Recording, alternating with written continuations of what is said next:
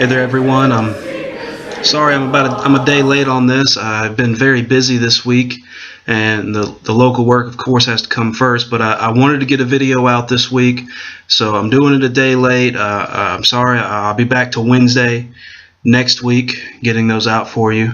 But for today, we'll just call this the Thursday video instead of the Wednesday video. And I want to talk a little bit about appearances today.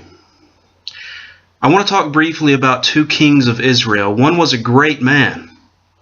He was taller than everyone else. He was good looking. He was strong. He was a warrior. The other was a shepherd. He wasn't really anything special to look at. He was the younger of 7 brothers. He wasn't even thought worthy enough by his father to be considered a king of Israel. Quite literally, he was the last person anyone would have thought of as the king of Israel. Of course, I'm talking about two kings, Saul and David, the first 2 kings of Israel. Which one of those 2 turned out to be a better king? And we know that David, though he was not perfect, was a much better king than Saul. We read that David was a man after God's own heart, and we know that when Samuel was sent to anoint the new king who would replace Saul, he was told in 1 Samuel 16 and verse 7, "Do not look on his appearance or on the height of his stature, because I have rejected him. For the Lord sees not as man sees. Man looks at the outward appearance, but the Lord looks on the heart." You know, God doesn't see the same way that men do. You know, think about some of the people we read about during Christ's ministry. You know, the world saw ignorant, uneducated, blue-collar workers in Peter, James, and John. Jesus saw the core of his inner circle. The world saw a corrupt tax collector in Matthew. They saw a political activist whose methods might be called terrorism today in Simon.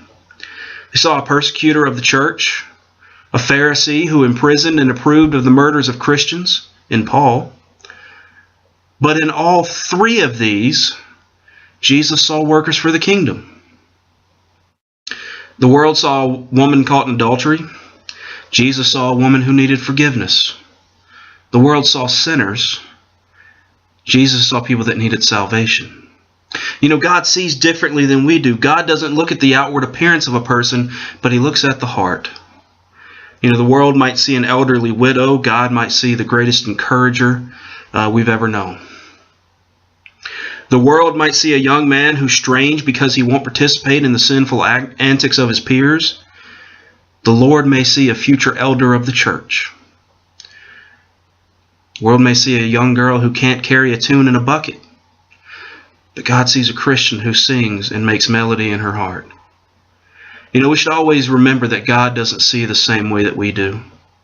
When the Lord gave the people of Israel a king that was everything that they wanted on the outside, they didn't quite turn out the way the people wanted.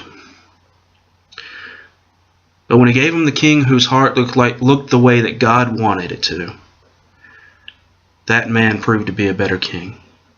Just something for you to think about for your Thursday today. Thank you for taking the time to join me today, taking the time to watch this video. I will be back to a regular schedule of Wednesday for next week. So be looking forward to that. Of course, you can always follow me on the main blog site at preacherciv.wordpress.com. You can find us on Facebook, facebook.com/GiveMeTheBibleBlog. And I'm also on Twitter at PreacherCiv. All this is posted at the end of the video for you to see, and you can find me in those places. As always, I just want to say thank you for joining me today. This has been the Give Me the Bible video devotional. Hope that you'll be encouraged by the words that we've talked about today, the scripture that we've talked about, that God doesn't see the same way that men see, but God looks at the heart. So I hope that will be an encouragement to you today. I hope you will have a great day. And I hope you will come back and join me next week on Wednesday. Have a great day, and God bless.